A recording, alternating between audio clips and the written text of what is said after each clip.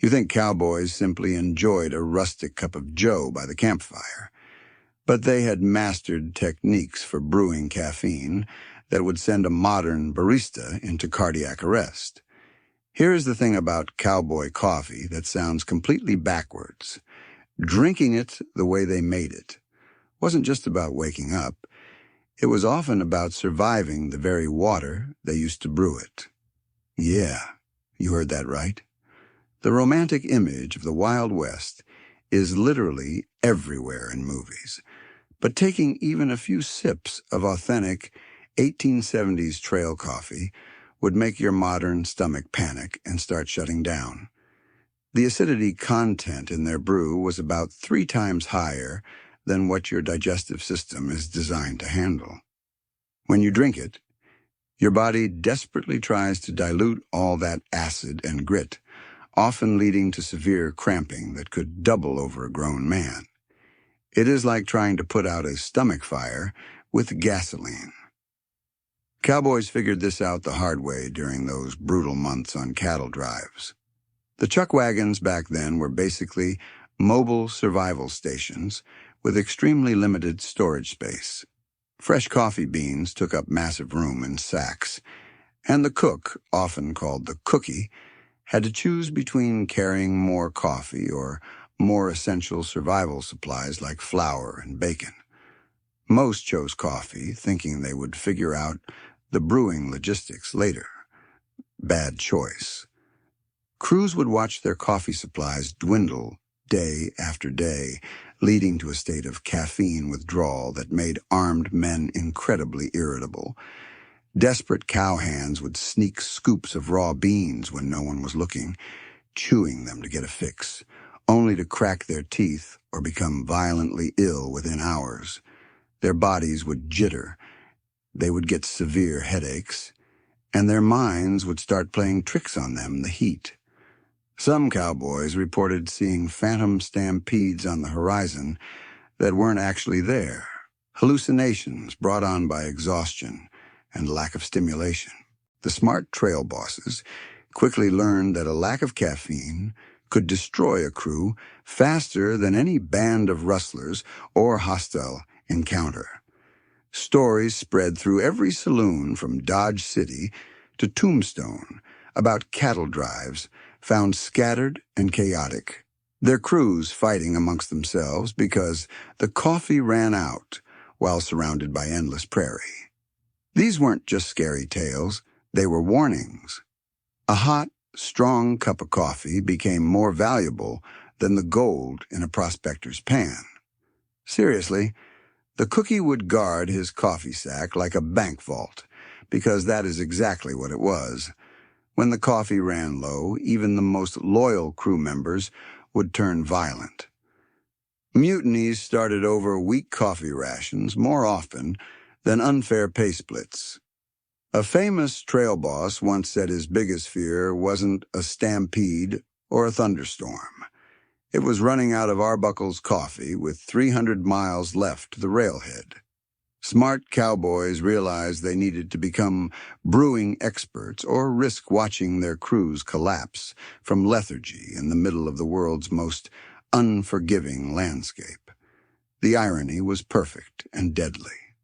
Cowboys spent their lives herding beef to feed a nation, but the most precious fuel on their drive was completely black, bitter, and burnt. Coffee meant alertness, and alertness meant survival in a land where everything wanted to kill you. But here is where cowboys got creative. They started developing tricks that would make modern chemists impressed. After learning that local water sources were basically liquid poison, cowboys had to get creative fast. Their first instinct? Look at the stagnant watering hole and pray it wouldn't kill them. But they couldn't just stand there with their tin cups waiting for a miracle. Smart crews rigged up makeshift filtration systems using whatever they had. Bandanas and torn shirts became filters, stretched tight over the pot. The trick was positioning everything just right so the muddy sludge would flow down into the boiling water, hopefully leaving the tadpoles and wriggling larvae behind. Makes sense, right? Here is where it gets interesting, though.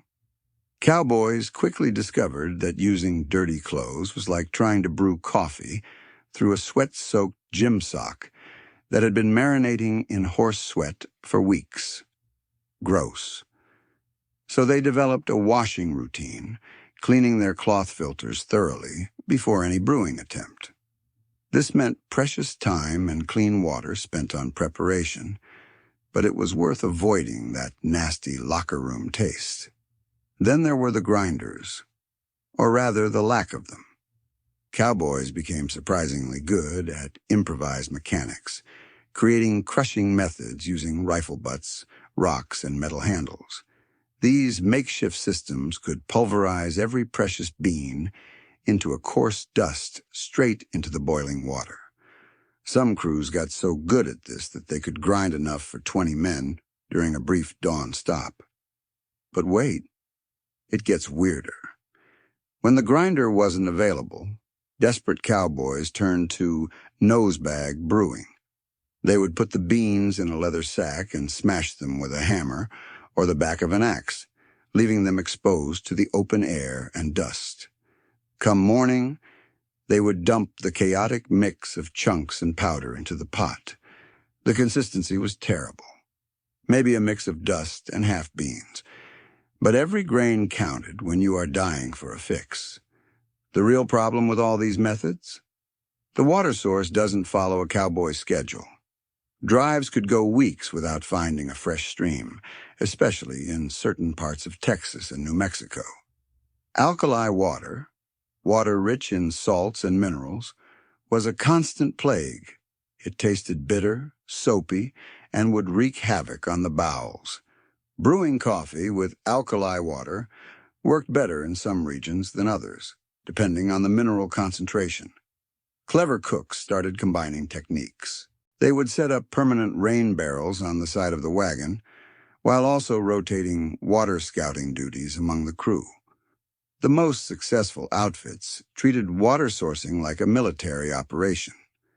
Everyone had specific jobs, and slacking off could mean drinking liquid chalk for the whole crew. And the weird part is, these early methods actually worked pretty well when conditions were right. Cowboys could collect enough decent water during a storm to brew fantastic coffee for a few days, but relying entirely on weather meant gambling with everyone's morale. Unfortunately, Mother Nature wasn't always cooperative, which forced cowboys to look for more reliable solutions. They needed something that didn't depend on rain clouds or finding a rare sweet spring. Something they could control themselves, even when the sun stayed stubbornly hot for weeks. Cowboys might have thought they solved their water problems once they collected it. But brewing with it? That was a nightmare wrapped in a tin pot and sealed with false hope. Every chuckwagon carried massive sacks of green coffee beans, which they had to roast themselves in a skillet over a buffalo chip fire. And yes, that was their actual fuel source. Dried manure. These weren't your garden variety roasting situations either. We are talking about trying to evenly roast beans in a heavy iron pan while the wind blew smoke and ash directly into your face. They had to stir constantly to prevent burning. But here is where things got disgusting fast. Beans sitting in an open skillet didn't just stay beans for long. The grease from the previous night's bacon, which often coated the pan, would start smoking and infusing the coffee, turning your precious morning drink into a greasy, savory mess that tasted like someone mixed burnt toast with lard. The beans would absorb the flavors of whatever was cooked in that pan before. One day you are drinking coffee that tastes like scorched beans. The next, it has notes of rancid pork fat. Makes sense, right? Iron absorbs flavor like a thirsty sponge. Cowboys discovered the hard way that their carefully roasted beans would turn into a heterogeneous mix of raw and charcoal within minutes, sometimes seconds in a hot fire. The irony was brutal. You could die of exhaustion while holding a sack of coffee beans that you couldn't process without making a drink that would make you sicker than eating raw rattlesnake. Well, desperate times called for desperate measures.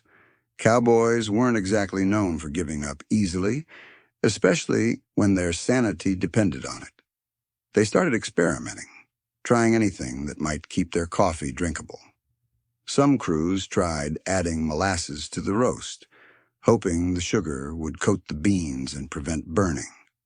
Others rotated their stirring tools, constantly moving the beans to prevent any one side from getting too charred. But these were just temporary fixes for a problem that demanded real solutions. And the weird part is, the answer was literally staring them in the face every time they looked at their campfire. The solution involved heat, chemistry, and a technique that would accidentally revolutionize how we think about extraction today. Cowboys were about to become accidental scientists, and their next discovery would change everything about trail coffee forever. Cowboys weren't exactly known for their scientific breakthroughs, but desperate times called for desperate measures. When your crew was falling asleep in the saddle and your coffee tasted like burnt rubber, you get creative fast. Here is where things get interesting. Some clever cookie figured out that boiling the living hell out of the grounds could actually save their brew. They started deliberately boiling the coffee for 30 minutes or more. Sounds crazy? Well, this over-extraction trick was pure genius disguised as culinary destruction. The process was simple, but brilliant. Cowboys would dump the grounds directly into the water and let it roll. They didn't steep. They annihilated. They stopped before the water completely evaporated, leaving behind a liquid so black and thick it was said to float a horseshoe. Then they would fill their cups with this sludge and wait for the magic to happen. And the weird part is, it actually worked. That intense boiling didn't just make it strong, it acted like a chemical sledgehammer. The rolling boil broke down the cellular structure of the bean completely, extracting every possible oil and alkaloid. Think of it as the world's first high-pressure extraction system, invented by guys who couldn't even read. Cowboys noticed their boiled coffee hit them harder and faster. Instead of a gentle lift, this sludge provided a violent kickstart to the central nervous system. This six-shooter coffee could keep a man eyes wide open for a 20-hour shift without becoming completely useless. The boiling didn't just extract caffeine, it actually broke down some of the impurities in the bad water they were forced to use. What makes this even more amazing is that cowboys accidentally stumbled onto something we still debate today. Modern espresso works on pressure and heat. Cowboy coffee worked on time and heat. It was crude, it was violent, but it extracted everything the bean had to offer. Cowboys weren't trying to make fancy drinks. They just wanted fuel that wouldn't let them die. The boiling method spread quickly among cattle drive crews because it actually saved jobs. Word travels fast when you find something that keeps your crew from falling off their horses or stampeding the cattle. Trail bosses started ordering their cooks to boil every pot until it was black as sin. But even this clever trick had limitations. Boiled coffee was incredibly bitter and acidic, and the process used up precious water through evaporation. Cowboys needed backup plans when simply boiling it wasn't enough to make it palatable. Then there is something even more surprising that cowboys discovered about settling the grounds. They found that adding certain random items to their boiling pots created almost magical results that seemed impossible to believe. While cowboys were busy boiling their brew and cursing at the bitterness, some clever cooks discovered something fascinating. Tossing crushed eggshells into the boiling coffee wasn't just superstition. It was accidental genius. Those white fragments weren't there for decoration. They were there for chemistry. Here is what happened. Cowboys noticed that pots containing eggshells settled faster and tasted smoother. The coffee didn't have that nasty, acidic bite that stripped the enamel off your teeth. It didn't taste like battery acid after sitting on the fire for 4 hours. Makes sense, right? Well, cowboys didn't know they were dealing with basic acid-base chemistry. Eggshells are calcium carbonate, a base. Coffee is acidic. Modern science proves this works because the calcium carbonate neutralizes the acid in the brew, basically smoothing out the flavor profile before it hits your tongue. Cowboys stumbled onto this decades before anyone understood pH levels existed. They just knew their coffee tasted less like poison when they threw their breakfast trash into the pot. But here is the weird part. Some crews swore their eggshell-treated coffee looked better too. Clearer. Less like drinking muddy creek water mixed with disappointment. Cowboys would argue over which eggs worked best. Chicken eggs were standard, but wild bird eggs were used in a pinch. Maybe it was the shell thickness. Maybe it was just cowboy psychology at work. The really smart cooks hoarded eggshells specifically for the coffee pot. When fresh eggs ran out, they would keep the dried shells in a pouch. Bacon could run out. Beans could disappear. But coffee that didn't give you heartburn? That was life or death. Real treasure meant staying healthy enough to stay in the saddle. Then there is the practical side. Eggshells help the grounds sink to the bottom. Unlike other additives that dissolved or ruined the flavor, the shells acted as a flocculant. The protein in the remaining egg white stuck to the shells helped gather the floating grounds and drag them to the bottom of the pot. Cowboys could pour a cup without getting a mouthful of grit. Physics at its finest.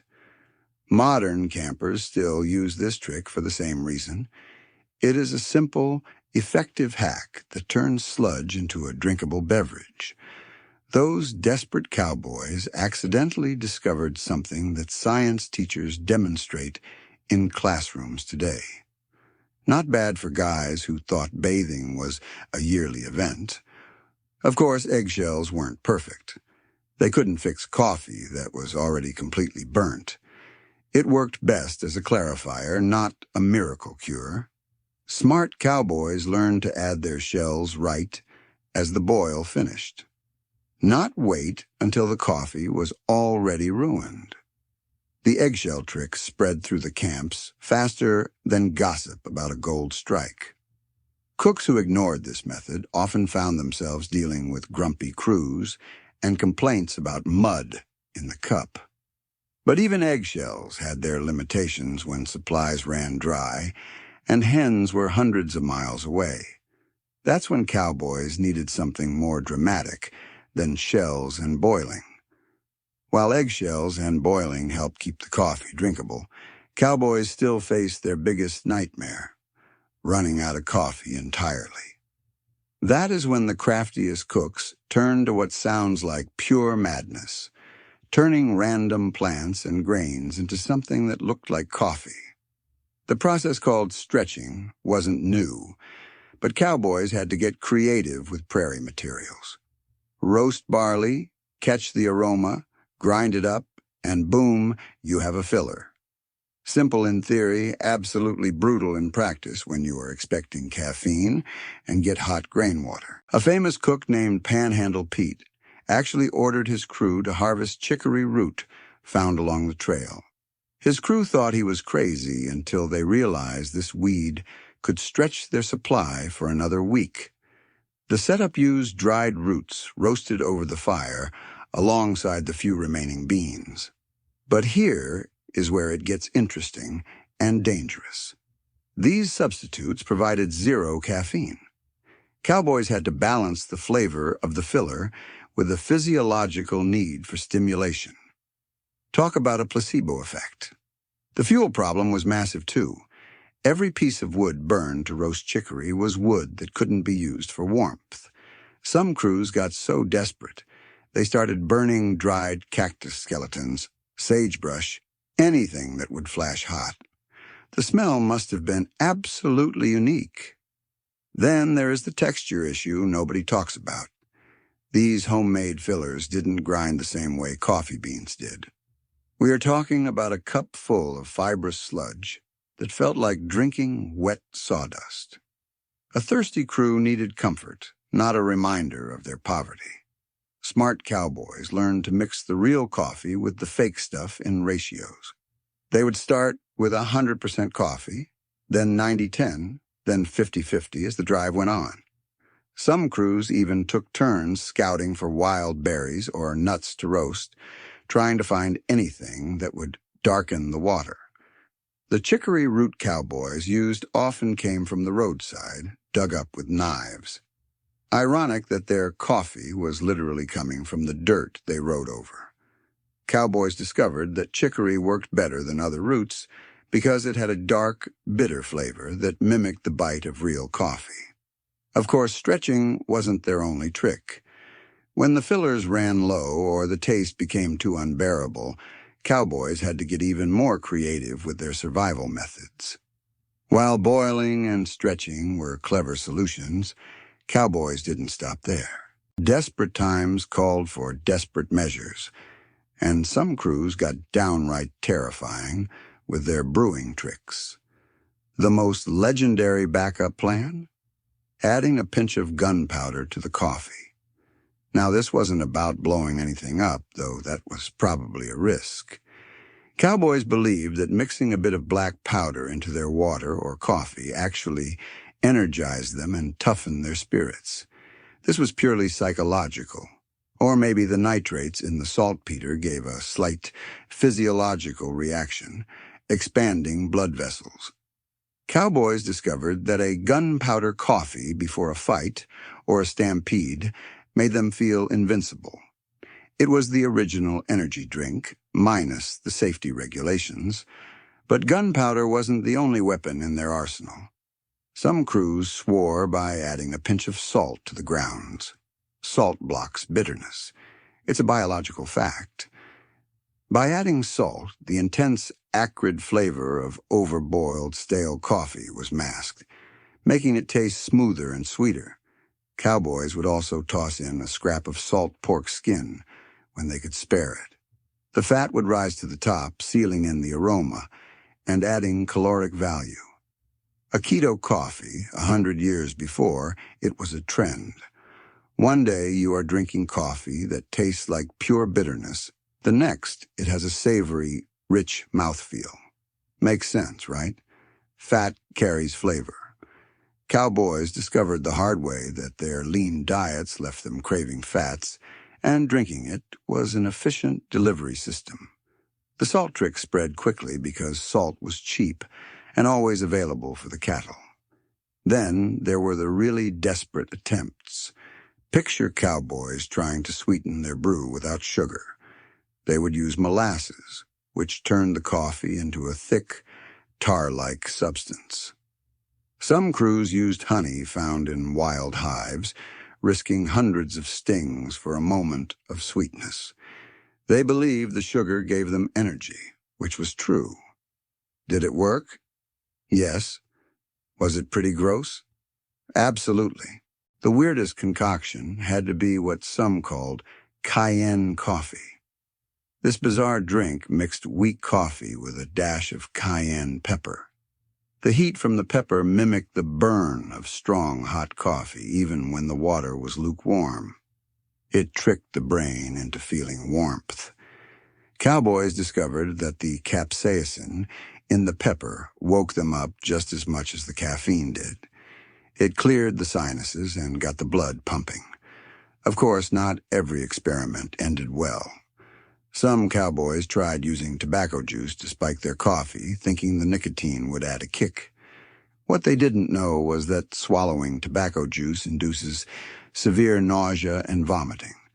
Cowboys would get sick, weak, and dehydrated, totally defeating the purpose of the coffee. The trial and error approach cost stomach linings, but it also led to genuine traditions. Cowboys were basically floating laboratories, testing wild theories about stimulants while fighting for survival on the open range. While these makeshift solutions kept many crews awake, the most innovative cowboys were already working on something far more ambitious. Some captains of the Chuckwagon were experimenting with techniques that went way beyond simple brewing.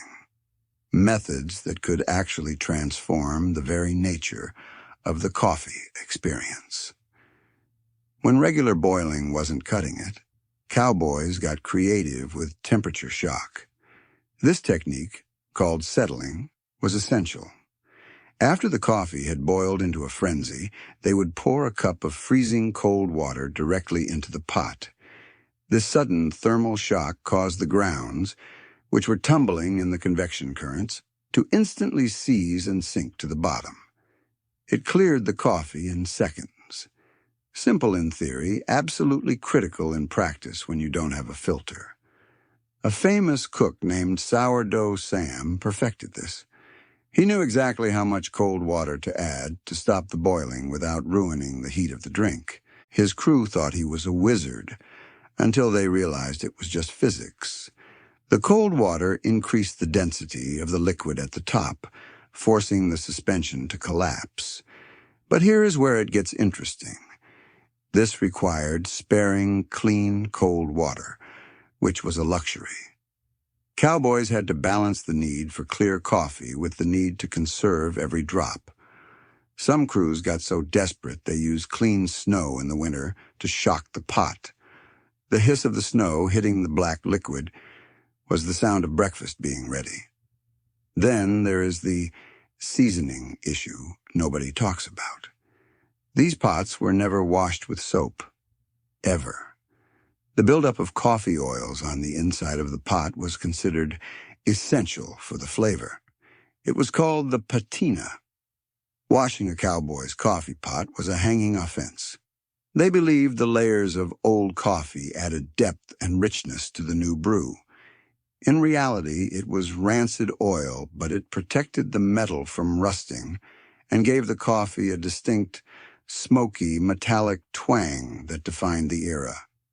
Cowboys noticed that coffee from a new pot tasted tinny and weak. They wanted the history in their cup. The seasoned pot became a symbol of a veteran crew. These advanced methods separated the amateur greenhorns from the true trail veterans. While townspeople drank delicate tea in porcelain cups, seasoned cowboys were mastering thermal dynamics and chemical extraction without even knowing the words.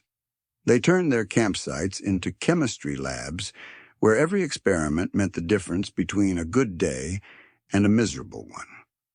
The most successful crews weren't just good at roping, they were brilliant at living off the land and maximizing their resources. Today, we look back at Cowboy Coffee with a mix of horror and nostalgia. We have fancy espresso machines and precise scales, yet there is something primal about the way they did it. They didn't have thermometers. They had instinct. They didn't have filters. They had gravity. They didn't have perfectly roasted single-origin beans. They had arbuckles and a hammer. But they built a civilization on that black sludge. It fueled the cattle drives, the railroads, and the range wars. It was the social lubricant of the frontier. You shared a fire. You shared a pot. The legacy of their desperate innovation lives on. Every time you use a French press, you are using a refined version of the boil and settle method. Every time you add a pinch of salt to bitter coffee, you are using a cowboy hack. They figured it out first, not because it was trendy, but because they had to. So next time you sip your latte, remember the men who drank liquid gunpowder under the stars, melting their spoons in their stomachs just to get the job done.